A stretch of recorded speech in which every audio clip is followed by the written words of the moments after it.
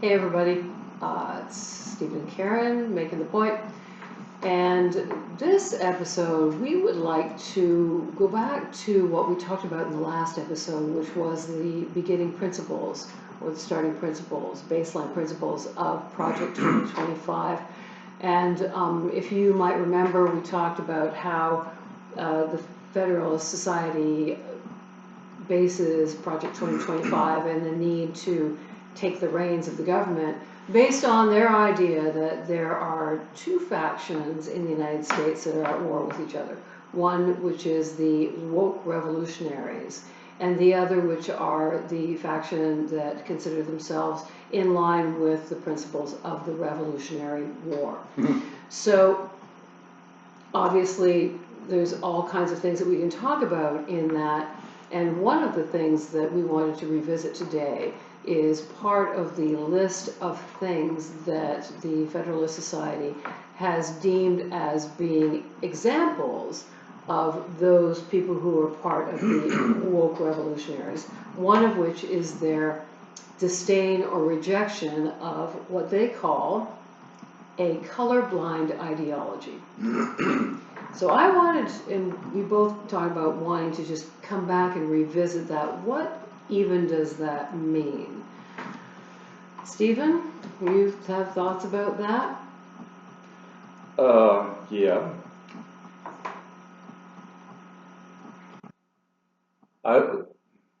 Okay. Using affirmative action, I think, as an example, is apropos. Yeah, totally. Um, when affirmative action came into being, or was proposed and then came into being, I okay. Here's a confession, which you're gonna love. Can't wait for what comes next. Yeah. This was when I was in my, listen, what's the adjective I want to use? Can't make it up now. It was in one of my lapses into liberalism. I'll put it that way. Lapses into liberalism. I know, it drives you crazy, I totally supported it, you know. I was going to say, life is not black and white. Man, that's a nice term to throw. It truly is not. Nice term to throw in on this on affirmative action, but life is not black and white. Hugely gray. There's some black and white, but there's a lot of gray. People such as African Americans and others, but in this context, at the beginning at least, largely African American, I think.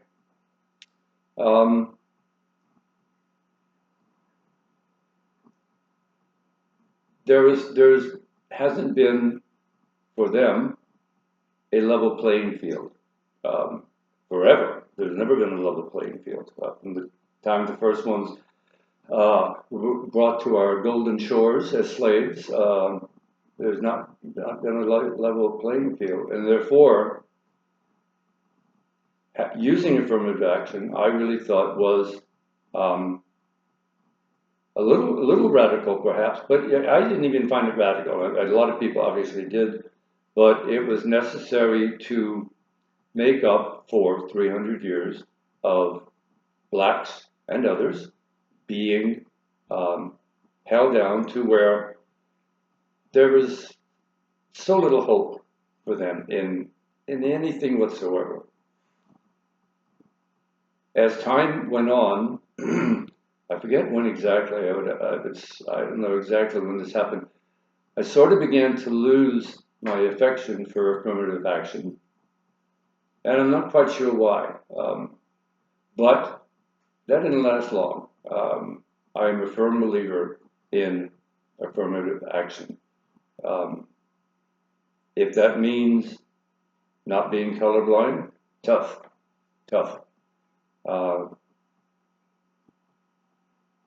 I think people who oppose affirmative action Now this is stepping out on the gangplank a bit. It's really dangerous, I think, to judge a person's reasons, to judge a person's, I won't say character, but people who oppose affirmative action, when they say that by using affirmative action, you're not being fair, you're not being colorblind. I don't believe that. I don't believe that. I think it's pure prejudice. Pure prejudice. I couldn't agree more. And, one of my biggest issues with the whole concept of, I don't see color, such horseshit. Complete horseshit. I mean, and here's the point. If you look at the statistics of American society here across racial borders, you will see consistently that black and brown neighborhoods, black and brown demographics do not do as well as white demographics. Flat out is absolutely an undeniable statistics, an undeniable reality in American society. And so if you really truly believe that this is not a systemically racist place, or that we are in a post-racial world in America, then you must believe that by the very nature of the reality that we live in now, that blacks and other racial minorities are naturally less salient, are less important, are less are more likely to commit crimes, are more likely to live in poverty, are more likely to be low achievers than the white race. Inferior in all ways. Inferior in all ways. So if you don't believe that the society is in fact racist by its bone marrow, then you must be racist in your understanding of the world today. So this is arithmetic. We're not talking calculus here. This is 1 + 1, 100% of the time equals 2. And if you can't come to that conclusion, then you have an ulterior motive. And it's very, very clear to me that the concept of a colorblind ideology is a dog whistle. It's a dog whistle for white people who feel like they are being discriminated against because they're needing to share the sandbox and understand that there are other people who do not have the same privileges that those who are white do, or the same opportunities.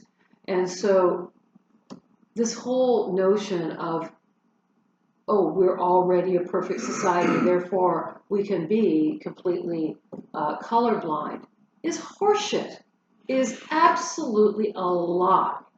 And you don't have to scratch very far down from the surface to see that. So when I saw that originally, and it's one of the things that has been under my saddle blanket for, since a year ago, last spring,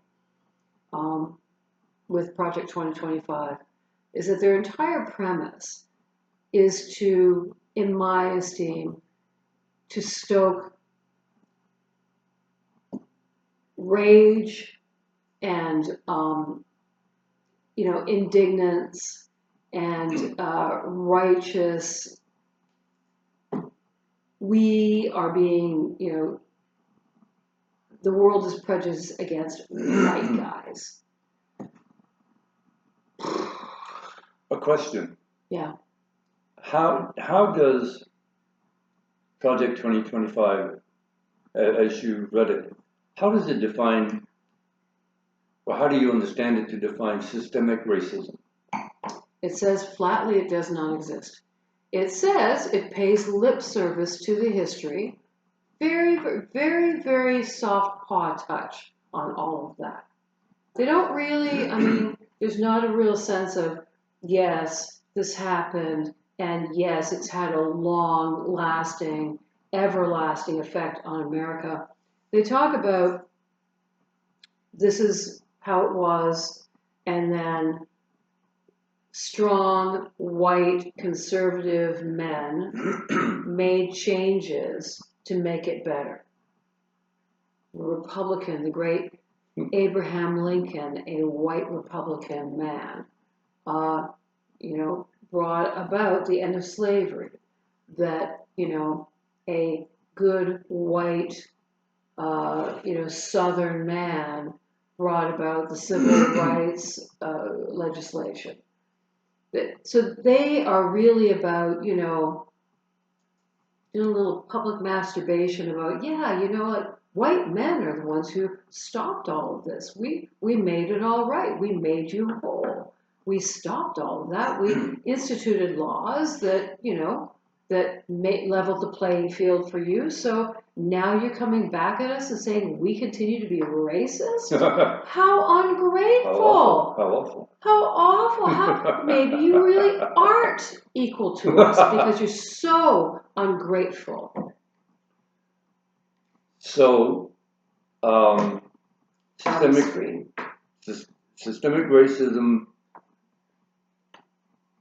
means that racism exists at the root of our society. It's not lying on the surface, not even beneath, just barely beneath the top layer of soil, but that just about everything that happens in this country is affected by the fact that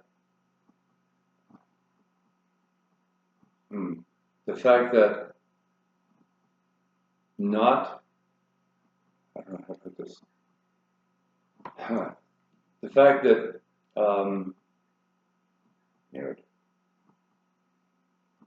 losing my train of thought. To those non-French speakers, that means shit. Yeah, I'm trying to be nice though. With her, it's our house. No, I can say this wherever I want, and he can too. The point being, I think that you're trying to make is that, the institutions of America are based in racism. And, despite the fact that the Constitution says, makes reference to all men being created equal, the truth is that's never, ever been realized. And we also don't think about the reality that women got the vote after black men did. So the truth of this matter, and also the Equal Rights Amendment has never been ratified. And that's one of the things that we're also going to talk about in a future film, but I need to gird your loins for that one. Ooh, Oh my God, I can't. I'm an old, gray-haired lady now. I've been fighting this crap for my entire adult life. I can't believe I'm still doing it. But back to the whole racism. There's an interesting thing. A couple of years ago, I read a book called Caste, C-A-S-T-E. And I understand that they've made a movie out of it. And I think that you and I should go and see it and come back and talk about it. But I read the book. It's about the caste system, which is a system. If you're not familiar with the idea, it's about a system of layers of importance of people who have privilege versus those who don't, and that it's a naturally, but it's an instituted form of government, form of society. And the book is about 3 basic caste systems in history. One being the caste system in South Asia, basically India, whereby there are people who are born to nobility and people who are born, like, as they call, untouchables. Those who are like the lowest of the low. There's nothing that they can do to improve their circumstances because they're born to that. Same as the Brahmins, they are born to their nobility. There's nothing they can do to throw that privilege away. They just have it, and there's nothing that can be changed about that. The other 2, shockingly, are the American South, black versus white, in the caste system, in particularly slavery, and then secondarily during Jim Crow laws, which also really establish racism as an institutional barrier between blacks and whites in society in America. And third, most shockingly, Nazi Germany, which actually built their caste system on the American South. And this is well documented. And if you think that America is like so great and that we're not, stop calling people Nazis and we're nothing like Nazis, we don't have anything to do with Nazis, like, fuck off. This is where Nazism came from. This notion of segregating racial communities off from the rest of society is what actually the Nazi establishment is based on. It's based on what we experienced here during and post and reconstruction of the Second World or the Civil War. So it's an interesting thing for me as, a former head shrinker. I really need to try to not just be enraged, because it's easy to just be enraged, but to try and unpack this as a part of the human psyche. Man's inhumanity to man, and why is it that we see this over and over and over again constantly in our history, and we're beginning to really revisit this now, particularly with this administration and gathering up people who don't look like you specifically because they don't look like you and shipping them off to fucking South Sudan or wherever it's going to be the most cruel and most depraved. Why would any human being vote for that? Why would they support that? I need to understand this on a different level, because it's hard for me to think of this and not just automatically think, oh, fuck it, humans are doomed. We're doomed because we're just awful. We're like, as my good friend who used to live around the corner from me has now passed away, has died, used to say, humans are like ants.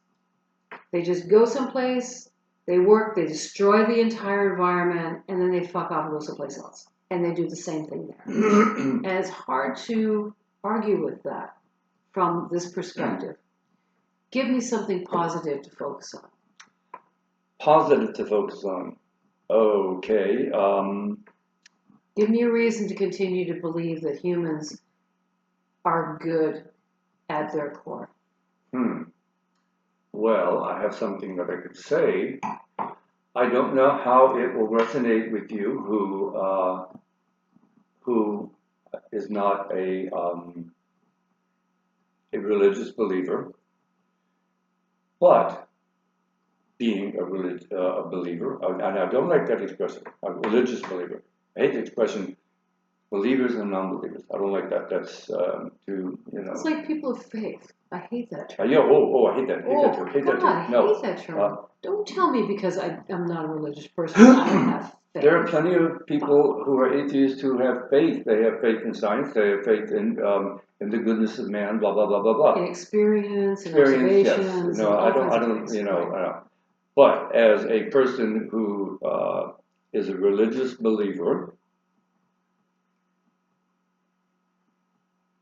Catholic doctrine says, here's the difference between Catholic and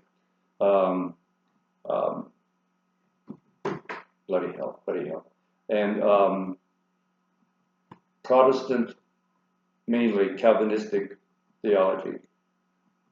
Calvinists, they're classical Protestant classical. Calvinism says man is depraved. Ain't worth crap. The church says our church says man is wounded. He's not depraved, he's wounded, seriously wounded, but he ain't depraved. There is much hope. There is much hope for human beings. Thomas Aquinas, who's certainly the greatest Catholic theologian, maybe the greatest philosopher after Aristotle and Plato, explains this very well. And I won't go into it, but he makes the point over and over again that there's a huge difference there's a huge practical difference between depraved and wounded. Um, to, I,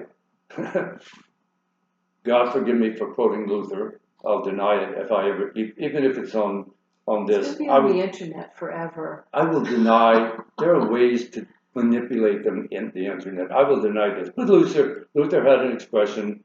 The Latin is simul justus et peccator, both justified and sinner, both justified and sinner, both good and bad. The church, more or less, well, not more or less, the church accepts that totally. We're good and we're bad. We can be unbelievably bad. Auschwitz, Gaza, a billion other examples. We can be incredibly good. Countless examples. Every one of us can give many, many examples of really good people that they have known in their lives. I can give as many as anyone can. A reason for hope.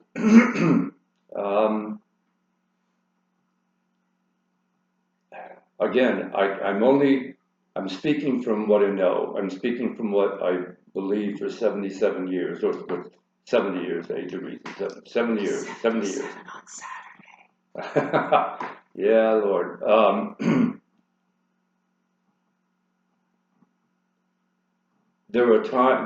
Sometimes it is damn hard to believe in the used to's part of it, the just, the good. Damn hard. Damn hard. But you either believe it or you don't. I choose to believe it. And to be perfectly honest, I don't blame people who don't believe it. I don't blame them. Life is shitty. Life can not is shitty. Life can be damn shitty. Damn shitty.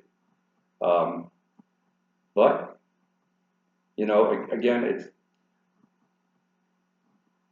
I've confessed this already. I'm a devout pessimist. I hope not to die a pessimist, but as of now, I'm still a pessimist. But I'm what I call a hopeful pessimist. Very hopeful.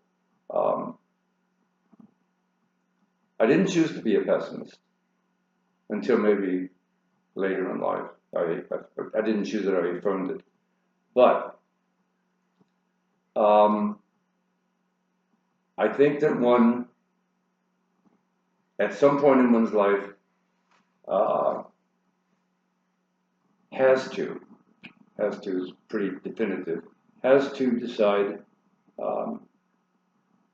which side you want to follow on, the optimist or pessimist. I'd rather be on the optimist side, to be perfectly honest. Just not there yet. But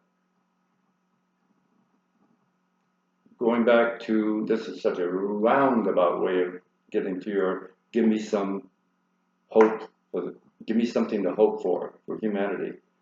On a purely non-Christian, non-religious viewpoint, I think if you don't make the decision to be, at some point, to act as an optimist or hopefully a hopeful pessimist, you're not going to make a real difference in the world. I think I could be wrong with that, but I'll stick to that. So hope for humanity.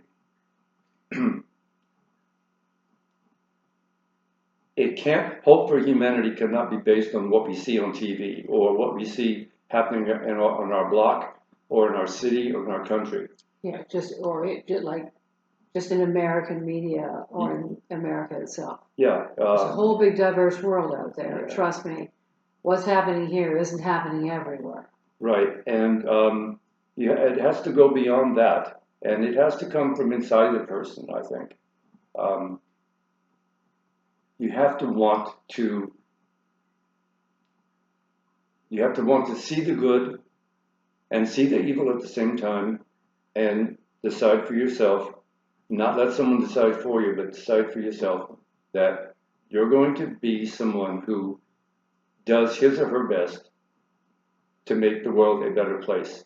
And I know that sounds so cliche-ish. I'm surprised that my head doesn't explode.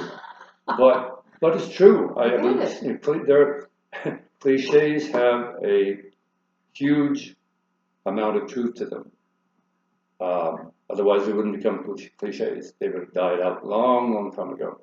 So I think we have to make up in our own minds, in our own hearts, do we want to be on the side of the optimist or the pessimist? And wow. And here we are again with it's this or it's that. There are two sides to choose.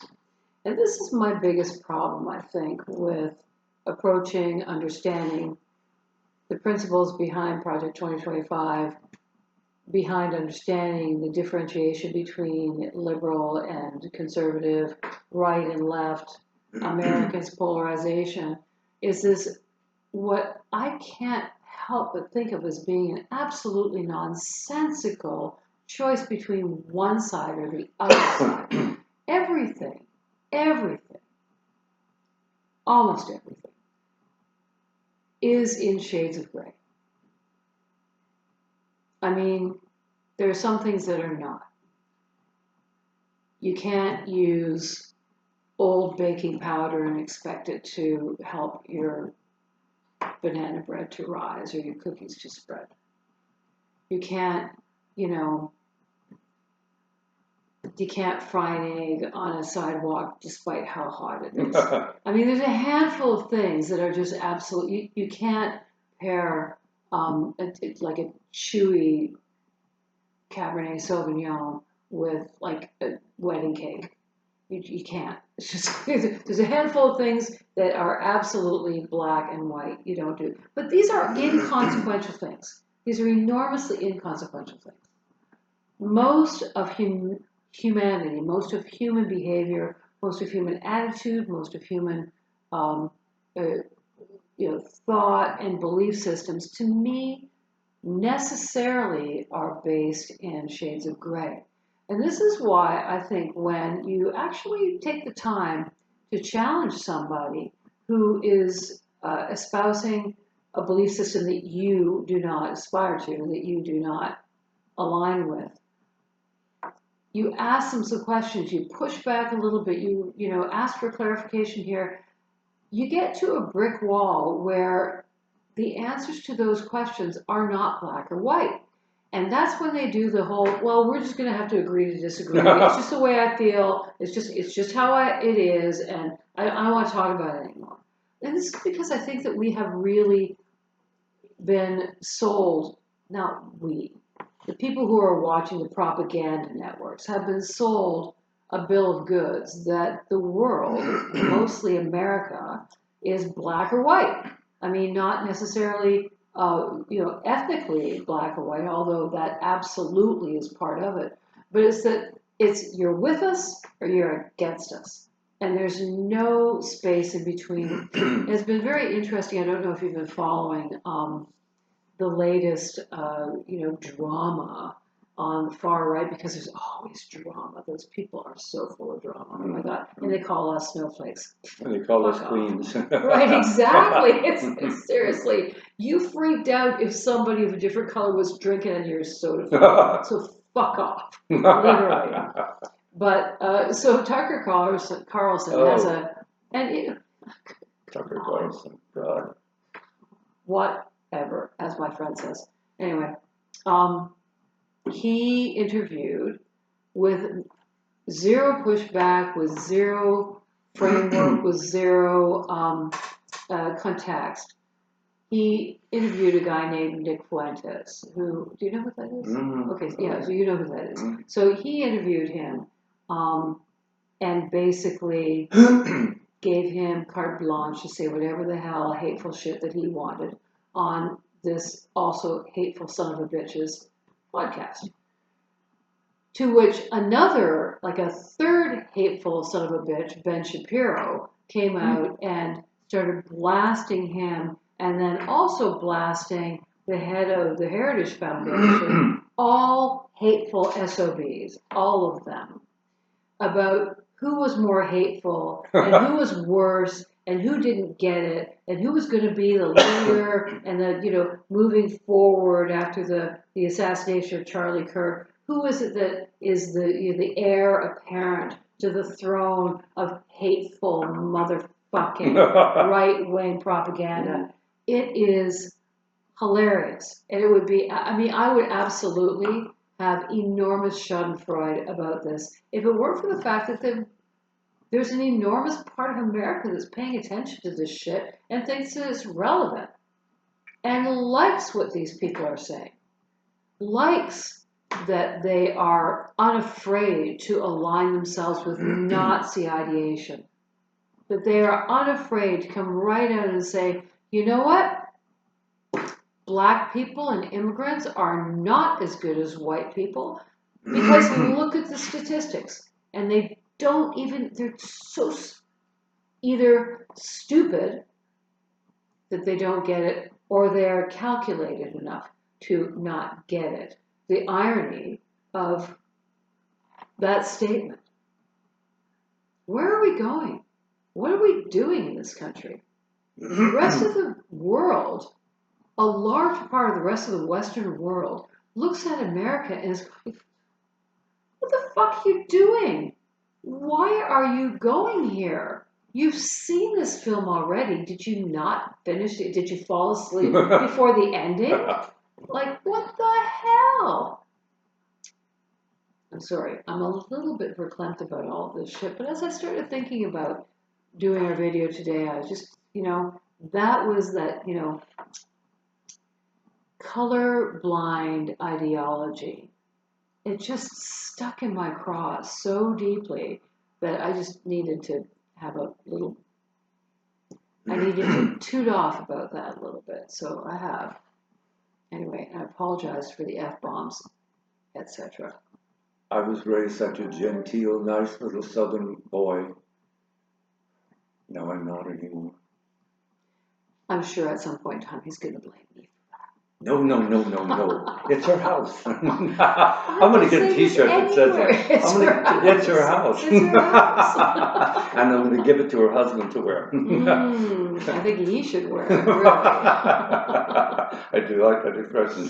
That's a good thing. Oh my God. So, in any case, please go ahead. Let me just say, I'm sitting there thinking, from what you just finished saying, and I'm trying to think of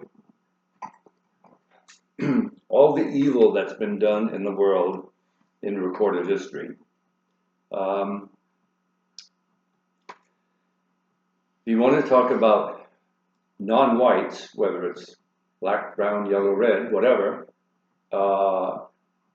being inferior morally to whites, and I'm sitting here thinking, okay, who are the really evil shits in the history of the world? Hitler, white, has to come close to the top. Stalin, white, has to come close to the top. Mao Zedong, who slaughtered tens of millions of his own people, yellow, give him a color, not white.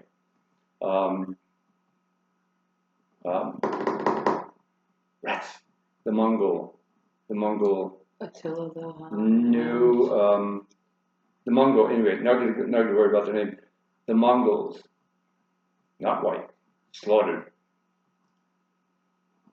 tens, if not hundreds of millions of people, and they're expanding their empire from China to the west. Pol Pot, not white. We all have our share of murdering assholes, whether you're white or not white. We all, I'll tell you one thing that is absolutely in common. They're all men. That's her T-shirt. It's going to say they're all men. They're all men. It's her house. It's her house. We could have a little cottage industry grow up out of this. So, yeah. Yes, all men. Yes, all men. They are all men. All men. All men. So, I'll go back, I guess, almost to the beginning, the very first thing I said, or for one of the first things, is that anyone who tries to defend this great country from sea to shining sea and sweep everything under the rug is a damn racist. Is a racist. I can't think of a possible explanation that would exonerate that attitude at all. These people are fucking straight up racists. There's no way around it. That's it. Plain and simple. Ugh. So there we have it. And here we are. So I think that this is the biggest challenge, and cycling back to the concept of how do we remain optimistic, or how do we remain engaged, how do we try and combat the sense of helplessness, because we're feeling, the left is feeling very helpless right now. After today's, I know you're not supposed to talk about timeliness in these podcasts, but there's a series of very important elections that are happening today. We'll see. But the truth is, it doesn't change the fact that there's a huge portion of this country that is overrepresented in politics, that is hateful and really truly believes the racist, sexist, misogynistic, anti-LGBTQ rhetoric that is fed to them in a constant, steady diet over the propaganda machines of Fox, OANN, and Newsmax. Those last two, they're just so ridiculous. If you're watching them for anything other than entertainment value, your IQ is less than 90. Roseanne is a lot funnier and better, And even that's not very funny. Oh, I think that's hysterically funny. Okay, all right. Anyway. We'll agree to disagree on that. But the truth simply is that we're in dark times right now. But if you really want to know what's going on in America in terms of nonpartisan, just observations of bills that are being passed, of legislation that's being signed into law, of tariffs that are being imposed, of trade agreements, all of this shit, don't listen to American media. Do not. I'm going to give you a quick tip. If you can get it, either on YouTube or Roku channel, just recently, our Roku channel, and maybe this is just a little magical thing that happened in my household, but it got rid of CNN and gave us the CBC, the Canadian Broadcasting Corporation, instead. So we have all day long access to the national, and most importantly, to a little program for, whether you can get it on the CBC or not, I'm certain you can get it on YouTube. It's called About That. And the host is a guy by the name of Andrew Chang. And if you do nothing, in the next hour that you have some time to just waste a little bit of time, do something smart and go and take a look at, or go and try and find About That by Andrew Chang. And what he does is he takes difficult subjects or subjects that are current in media, and he does a deep dive into what does this shit mean? What are the intricate parts of this that are behind the scenes that you may not understand just based on the headlines or based on the basic broadcast of what people are saying? Like, for instance, when the ceasefire agreement between the Israelis and Hamas was first signed, he did a deep, deep dive into all 20 of the Trump's provisions on the ceasefire, and said specifically, what does that mean? What are, looking forward, what are the problems that are going to be experienced with that particular proviso? And what are the things, where did they come from historically? and where are the places where this is maybe going to fall apart or maybe going to hold together, and why. He does a great, he's so smart, he's so succinct, and you will feel immediately smarter after watching just one of these programs. And he does several of them a week on all modicum of different topics. Andrew Chang, about this, about that, it's called about that on the CBC. Two things. One, and here I go delving into a person's conscience and making a remark like this. It's not exactly apropos, but it's not apropos of what we're talking about. If anybody thinks that Trump gives a flying fuck about the Christians in Nigeria, please have a drink, get a shrink, do something. Have a drink, get a shrink. That's another T-shirt. That's another T-shirt. It's a cottage industry right here on Pelican Avenue, humble little Pelican Avenue. Really, he doesn't give a flying fuck about the Christians in Nigeria. I'm not sure. Talk about the Christians in America. I'm not sure he even knew there were any Christians in Nigeria. I bet you he can't point to Nigeria on the map. Don't you dare throw that out at him.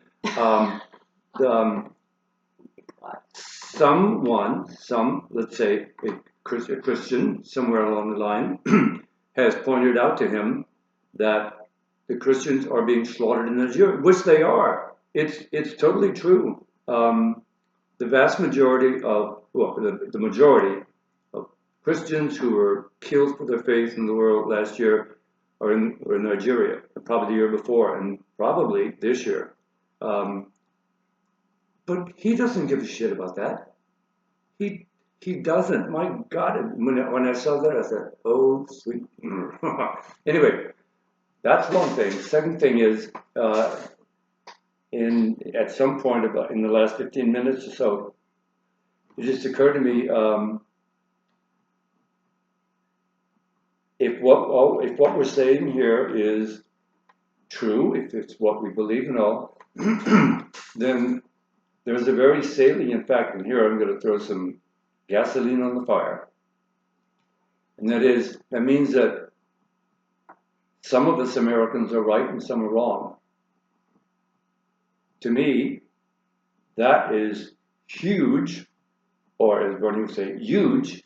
That is huge. That's a judgment call. That's a judgment call, and it might not sound like it to you listening to me, but I'm loath to make judgment calls because judgment calls can be made on me as well as anybody. But dive in there for a second. I'm just going to interrupt you here because I disagree that it's a judgment call. These are stances that can be defended definitively with historical facts.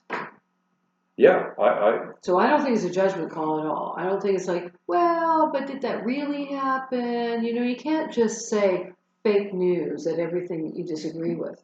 There is objective reality. There is an objective history of this country, and it is documented. Whether you want to try and delete it from the school boards or not, it doesn't change the fact that it's true. This is history. So these are not judgment calls, I think. But I'll go back and just reemphasize it that to me, it's a huge, huge thing to say I'm right and they're wrong. Not so huge for me. For me, it is. It's huge, and yet I say it and I mean it. And good, well-raised, good Southern boy that I am, raised not to offend. I was going to quote Randy Hewlin, but I won't. Tough if it offends. Tough. It's true. Yeah. As I see it, it's true. As folks on I hate to say the other side, but the other side, it's not true. Their truth is their truth. But as she just said, there is objective truth. There is objective reality. If what I'm saying is wrong, then it may or may not catch up with me, but I can't sit here and I really, I mean, again, I don't remember if it was, I don't think it was anything specifically that you said, Karen, but just all of this together made me, it just hit me like a rock, you know. Some of us are right and some are wrong, and I don't think that, especially at this point, for crying out loud, in our country's history, I don't think we can afford to be too genteel about it and say, oh, I don't want to offend. Well, the other side's not too worried about offending. Um, it's like the redistricting battle going on. I hate the fact that, I mean, I don't believe in redistricting as it being done, and yet, what do? Sit back and say, well, I'm full of virtue and I'm not going to do it. And while the hordes are breaking into your house, killing you, slaughtering everyone, and you're sitting there full of virtue. Well, how much is your virtue going to do either you or the people that you might want to be defending? Or the future generations. Or the future generations. So I say, you know, consider seriously how genteel, how unoffensive you want to be. Well, and just back to Or how much you can afford to be. how much you can afford to be. That's a very, very good point.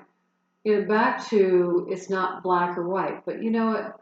Yes, everything is in shades of gray, and I think that those little shades of gray are the ways that propagandists will take a little thing that has a tiny little bit of truth to it, and they will blow that up as part of like this is the white way. This is and everything else that's against us because this Charlie Kirk did this. Charlie Kirk did this. If you go back and I know I'm not supposed to say bad things about fucking Charlie Kirk. Anyway, but here's the whole point: is that if you watch his debates, very frequently he starts out with a premise that there's a little bit of truth to. There's a kernel of truth, sometimes more than a kernel, and then he spins that out really, really quickly because he's really, really prepared. And a whole bunch of the flood the zone shit that he sends to somebody who's trying to oppose him is absolute horseshit. But they don't have an opportunity to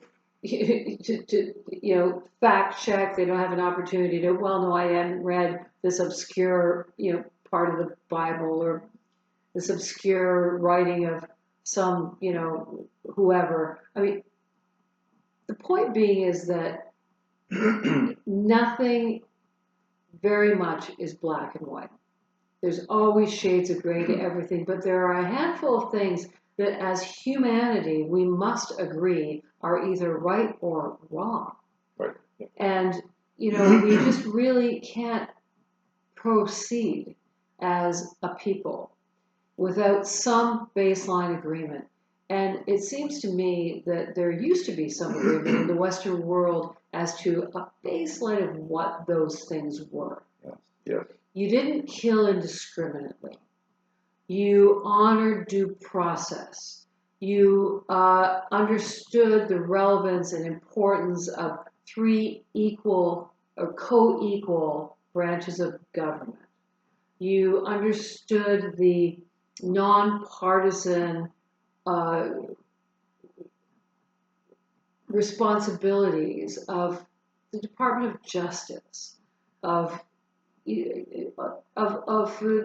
Health and Human Services, and all of these, the governmental institutions that are supposed to be based on research, on people who are experts in the field, and they're not supposed to be changing based on the ideology of whoever is living in the White House. They're supposed to be there specifically for the American people as based on what our experience has been gathered over centuries of experience serving the American people, regardless of who the fuck is in the White House. And now here we are, no, it's about the guy at the top in the golden whorehouse, the Oval, Really? the Oral Office. No. I know, what awful.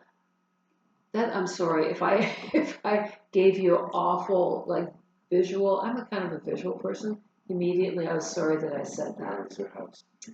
It's fine. I say wherever I want. But truth being is that now there's a faction of the politicos that are trying to force America into a state whereby whoever is at the top of the pyramid, i.e., the president, everything should fall under his umbrella and everything should, click heels and stand at attention to whatever it is that he says is correct. Well, I guarantee you that if those same people who are doing what they can to institute this in American culture, if it's a Democrat, if Bernie Sanders were somehow 40 years younger and became president, they're not going to like that.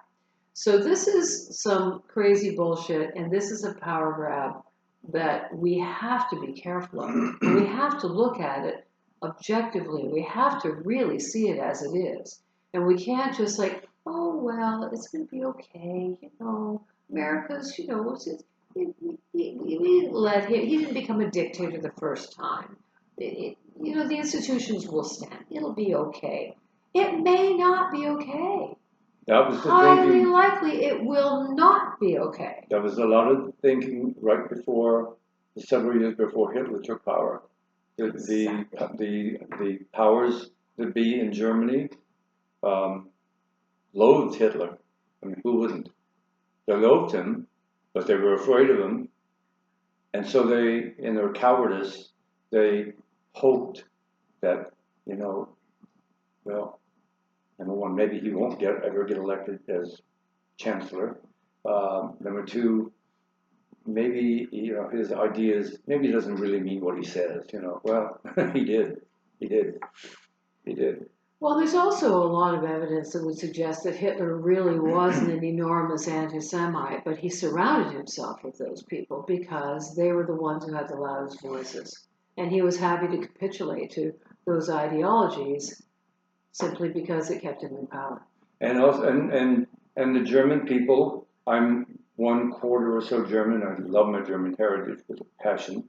But the German people were exhausted and demoralized after World War One, after the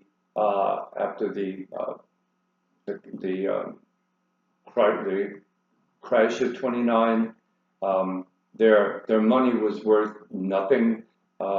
They were desperate beyond words for a leader, the Führer. They were ripe for a revolution. They were ripe for something that in their calmer thinking would never have agreed to, never would have agreed to a monster like Hitler. But they were desperate. They were absolutely desperate. And not to make a direct line from there to here, but maybe a crooked line. Some people in this country feel desperate. They feel desperate for different reasons, which I won't go into, but they feel desperate. And I'm going to throw one more thing into the. It's really sort of a non sequitur here, but whatever. That is, maybe we need a constitutional convention and a new constitution. I'm all about that. I mean, I'm well familiar with the Constitution, having studied it in order to take my citizenship exams, which I, by the way, didn't really need to do. Citizenship exam is super easy, shockingly enough. I wonder if Trump could pass the new. He's proposed a new series of questions. Series of questions to become a citizen. I wonder if he could pass that. He couldn't pass the original one. There's no way. Because I got to tell you, because I've surrounded myself with pretty smart people, well-read people, educated people, and when I was preparing for that exam, I passed out the 100 questions to all my friends, and almost all of them said, I don't think I could pass this. I'm like, fuck, you gotta be kidding me, right? There were literally 2 questions on the exam because it's 100. It used to be, or it still is maybe. Trump's trying to add 23 questions to it anyway. It used to be there's 100 questions that they could ask you. They ask you 10 randomly. You have to get 6 right. It's not a high bar anyway. All the stuff that happens before that is relatively high bar, but that part, not high bar. But yeah, I mean, there were 2 questions on the 100 that I didn't know about. I didn't know, and they were about the Federalist Papers because I hadn't read the Federalist Papers. So what did I do? I read the fucking Federalist Papers because that's how you learn shit, right? I've not read the Federalist Papers. I have wanted to, haven't done it.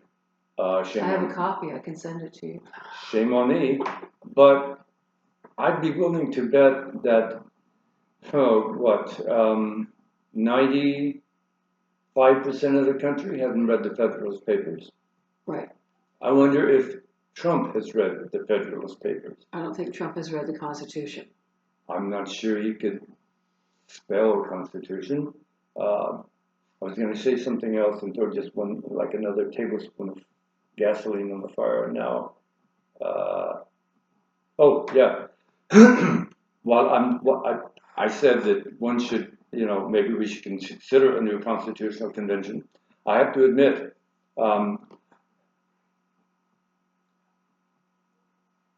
it scares the hell out of me to think of this country having a constitutional convention and hammering out another one. It scares the hell out of me. But at the same time, whether now or after the creature in the French whorehouse is gone, at some point we may need to have, I've heard several people talking about this, writing about it. It may be necessary, and I would, since I probably won't be invited to the convention, I will throw in right now. One thing that should be discussed is the power of the presidency.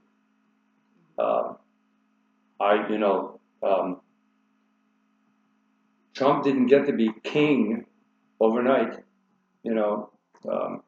Things had to have happened. Things had to have been written. Things had to have been lobbied for to get where he is today. Well, in the Supreme Court, that's not by accident that they gave him carte blanche almost as a president to do whatever he wants and be exonerated for any criminal activity in the duties of his executive privilege. So, I mean, again, they're not going to be happy if it's a Democrat in the White House doing whatever the hell they want. So we'll see what happens. That's why I imagine that the Republicans, the far right anyway, are and they may turn into a different party, entirely possible. That they're not prepared to ever give up the power because they don't want these privileges to be in the hands of somebody that they don't. Yeah, and they did not put together the 2025 project in order for it to be discarded in 4 years or 3 years. Right. No way. Or at all. No way. A lot of work, blood, whatever, went into this project. It wasn't for 4 years. No way. They really believe that the country needs to be completely rewritten and reimagined in their white, conservative, populist, nationalistic ideology. Christian, right? So, but again, Christianity that's your wheelhouse, not mine. So, there's that. I don't use the term wheelhouse, but I know what it means. Yeah. I'm no expert in Christianity. I'm just a. I would say you're an expert in Catholicism, though. I could teach a course or two. But simply to say, I'm a practicing Christian, and practice makes perfect. So practicing in that respect, definitely. And so I defer to you in terms of anything to do with Christianity because I am espousedly not. And I have no problem with those who are. I just don't think that that should be the basis of the laws of the land when this is a land of immigrants who come from a whole variety of different backgrounds and religious belief systems or not religious belief systems. And let me agree with her right there. And I know two people who hopefully again will never ever see these podcasts. Would be shocked, but no, no. This thing that this was founded as a Christian country. I won't go into it in depth because we have what a crock, deist country, deist, not Christian. In the whole cake that made up the Constitution, the Declaration of Independence, maybe a teaspoon of something was Christian. The rest, no. Christian country, no. And even if it were, quote, founded as a Christian country, it sure the fuck isn't a Christian country right now. God, I would hope that this is not representation of what Christian morality looks like. One hopes not. And on that note, if you have some comments about Christian morality or back to the beginning of our conversation about colorblind ideation or what it is that actually divides this country, then please like, subscribe, and comment for us. And we really want to hear what you have to say. And most importantly, if you have thoughts and feelings about this, tell somebody, talk about it. Get on social media. We need more than just barking into the void. Have a real conversation with your friends and your family, your neighbors. Talk about it, to strangers, whatever. It's all good. We need to be courageous right now. And I know that we've spent decades now talking about how it's impolite to discuss politics and religion. So much so that now we don't know how to do it. So I think that it's absolutely imperative that if you have thoughts and feelings about all of these issues, which I'm certain that if you are not dead from the scalp down, you have some thoughts and feelings about the issues that we're discussing and the issues of the day in America. Talk about it, write about it, say something about it. Educate yourself. But we need an engaged electorate. It's no longer sufficient to just be, well, I don't like politics, It's like, it's dirty. I don't want to. I'm not really interested in that. Ain't you never made mud pies when you were a kid? That was fun. Got dirty, but it was fun. No. It was fun. Okay, do such mud pies. Yeah, I love making mud pies. Yeah, that I'd was love fun. to be throwing some mud pies. Right? But in any case, the bottom line is that it's important to inform yourself. It's important to get engaged. So, because this is supposed to be a semi-democratic process of government, a semi-democratic Get it while platform. you can. Get it while you Get can. it while you can. And because, it's fleeting. And once it's gone, getting it back is not going to happen in our lifetime. I guarantee you that. No. So don't let it slip away. No. And don't shirk your responsibility, your civic responsibility to inform yourself and to vote. And on that note, À tout à l'heure. À la prochaine, we are making the point, and our next meeting is the last Monday of November. Right. And we need to, I can't remember what the date is. I don't remember either. Anyway, we need to come up with a topic, and we'll maybe discuss that on our next. Yeah, and if you have suggestions, send them in. All right. In the meantime, do go to our Facebook page, Making the Point, and ask to join. We'll absolutely let you in. And if you have some ideas, throw them out there. Okay? Thank you very much, folks. Have a gentle evening, and Anna Crochet.